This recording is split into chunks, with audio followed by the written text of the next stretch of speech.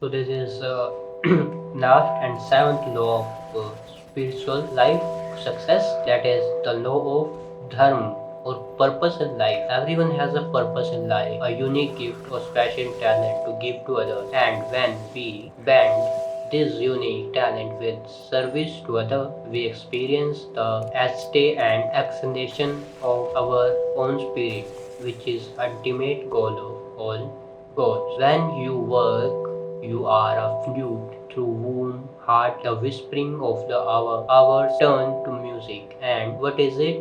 To work with love. It is to weave the cloth with threads drawn from your heart, even as if your beloved were to wear the cloth. Said by Kahanin Gibran the prophet. The seventh spiritual law of success is the law of Dharma. Dharma is a Sanskrit word that means purpose of life.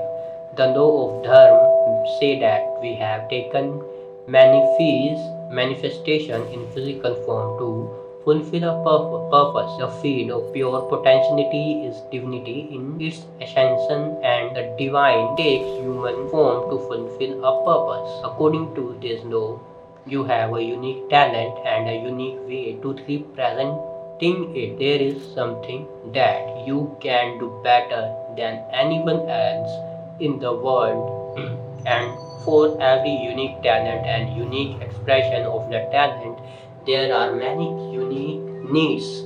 When these needs are matched with the creative expression of your talent, that is the spark that creates affluence.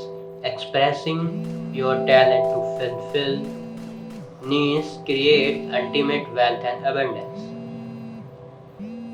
Oh, you could start children right from the beginning with this thought. You did see the effect it has on their life. In fact, I did this with my own children again and again. I told them there was a reason why they were here, and they had to find out what that reason was for themselves. From the age of 4 years, they heard this. I also told them to meditate when they were about the same age, and I told them I never ever want you to worry about making a living. If you are unable to make a living when you grow up, I will provide you. So don't worry about that. I don't want you to focus on doing well in the school. I don't want you to focus on getting the best grade or going to the best school. What I really want you to focus on the asking yourself how you can serve humanity and asking yourself what your unique talent are, because you have a unique talent that no one else has, and you have a special way to expressing that talent and no one else had it. They ended up going to best school, getting the best grade, and even in the college. They are unique in that they are financially self-sufficient because they are focused on what they are here to keep. Then this is the law of Dharma. There are three components to the law of Dharma. The first component say that each of us is here to discover the true self, to find out on our own that our true self is spiritual, that essentially we are spiritual beings that have taken manifestation in physical form. We are not human beings that have occasion spiritual experience. It is the other way around. We are spiritual beings that have occasion human experience. Each of us is here to discover our higher self or our spiritual self. That is the first fulfillment of law of dharma. We must find out for ourselves that inside us is a god and goddess in embroidery that want to be born so that we can express our divinity. The second component of law of dharma is express our unique talent. The law of dharma say that every human being has a unique talent. You have a talent that is unique in its expression, so unique that there is no one else alive on this planet that has that talent or that expression of that talent. This means that there is no one that have that talent you have, and there is one thing you can do no one can do in this world, and one way doing it that is better than anyone else on this entire planet. When you are doing what one thing that one thing you lose track of time when you are expressing that one unique talent that you possess, or more than one unique talent in many cases. The expression of that talent takes you into timeless awareness. The third component of the law of Dharma is serving to humanity. To serve your fellow human being and to ask yourself the question, how can I help? How can I help all those that I came into contact with? When you combine the ability to express your unique talent with service to humanity, then you make full use of the law of Dharma, and couple with the experience of your own spirituality, the field of pure potentiality, there is no way you will not have access to ultimate abundance, because that is the real way abundance is achieved. This is not a temporary abundance, it is permanent because of your unique talent, your way of expressing it, and your service and dedication to your fellow human being, which you discover through asking the question, how can I help? Instead of what is in it for me? The question, what's in it for me, is the internal dialogue for the ego. Asking how can I help is the internal dialogue of spirit. The spirit is that domain of your awareness where you express your universality in just shifting your internal dialogue from what is in it for me to how can I help. You automatically go beyond the ego into the domain of your spirit. While meditation is the most useful way to entering the domain of spirit, simply shifting your internal dialogue to how can I help will also access the spirit, that domain of your awareness where you experience your universality. If you want to make maximum use of the of dharma, then you have to make several commitments. The first commitment is I am going to seek my higher self, which is beyond my ego through spiritual practice. The second commitment is I am going to discover my unique talent, and finding my unique talent, I am going to enjoy myself, because the process of enjoyment occur when I go into timeless awareness. That is when I am in a state of bliss. The third commitment is I am going to ask myself how I am best suited for serve humanity. I am going to answer that question,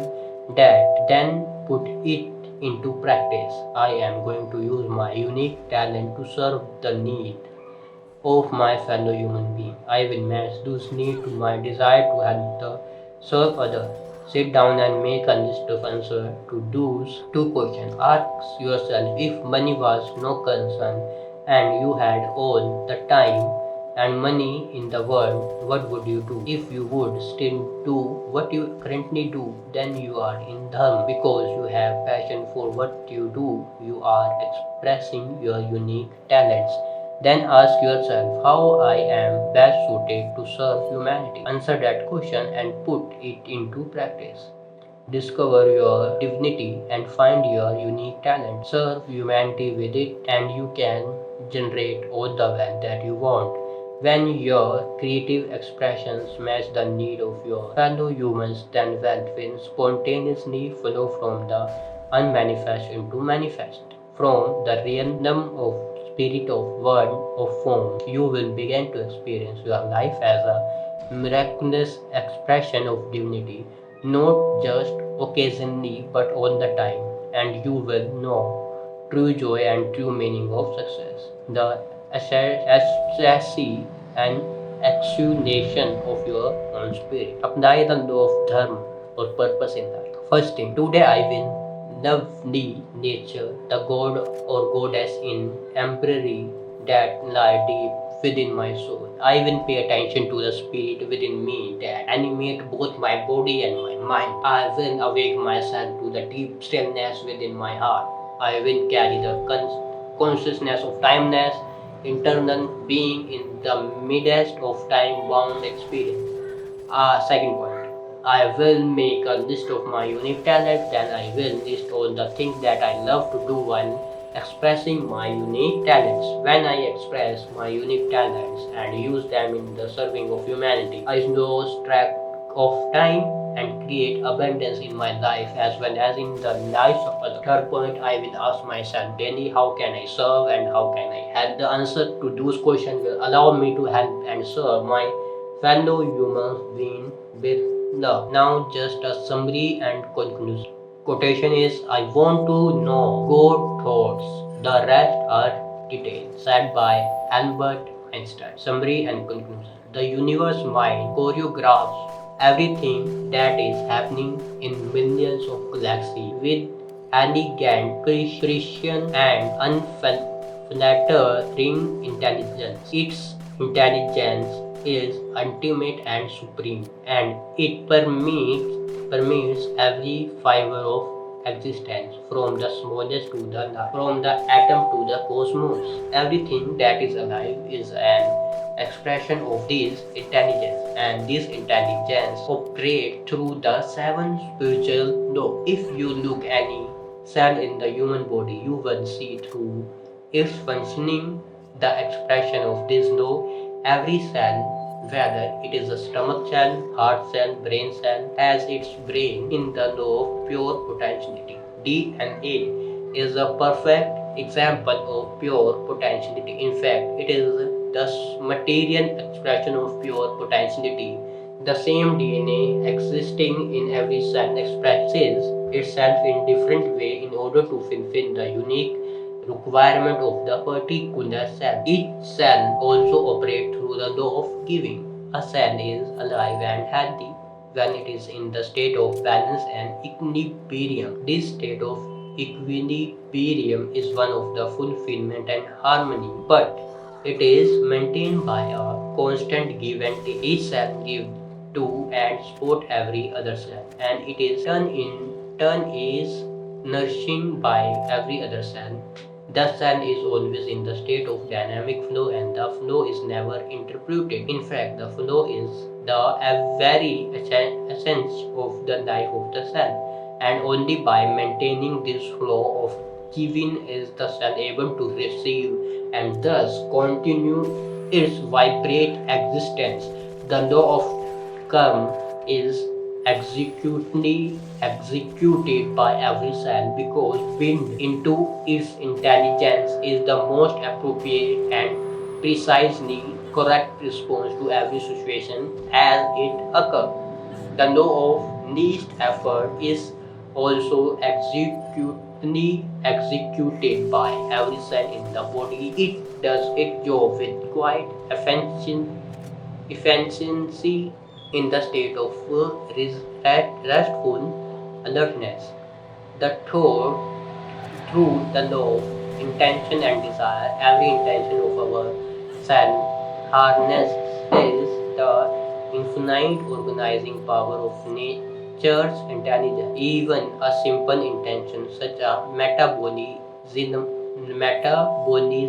a molecule of sugar immediately set off a symphony of event in the body where precise amount of hormones have to be secreted at precise moment to convert into molecule of sugar into pure creative energy. Of course, every cell expresses the law of detachment. It is detached from the outcome of its intention. It does not stumble or flatter because of its behavior. It is a function of life center, present moment awareness. Each cell also expresses the law of Dharma. Each cell must discover its own soul. The higher cell, it must serve its fellow beings and express its unique talent. Heart cell, stomach cell, immune cell all have their source in the higher cell, the field of pure potentiality, and because they are directly linked to this cosmic computer, they can express their unique talent with effortlessly ease and timeless awareness. Only by expressing their unique talent can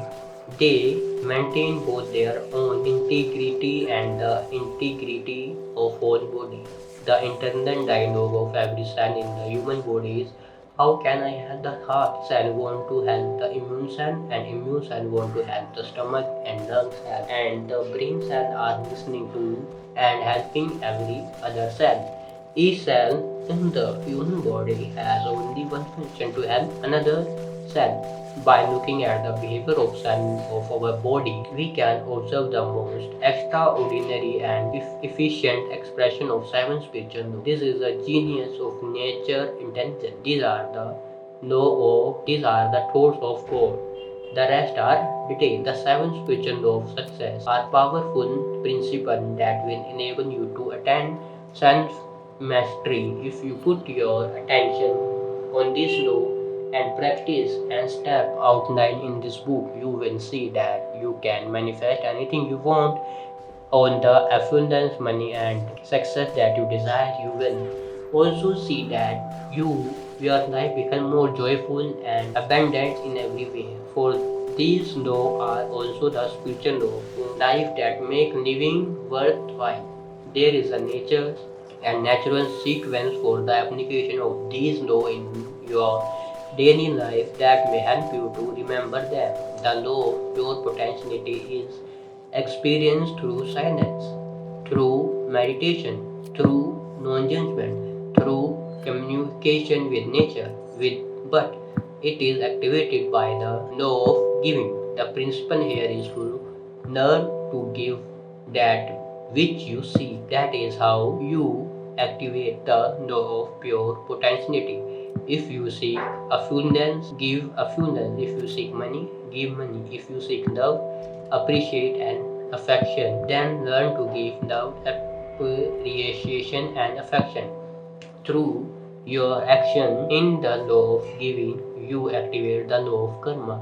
You create good karma, and good karma make everything in life easy. You notice that you don't have to expend a lot of effort to fulfill your desire, which automatically lead to an understanding of the law of least effort. When everything is easy and effortless, and your desire keep getting fulfilled, you spontaneously begin to understand the law of intention and desire. Fulfilling your desire with effortlessly is make it easy for you to practice the law of detachment. Finally, you begin to understand all the above law. You begin to focus on your true purpose in life, which lead you to the law of Dharma.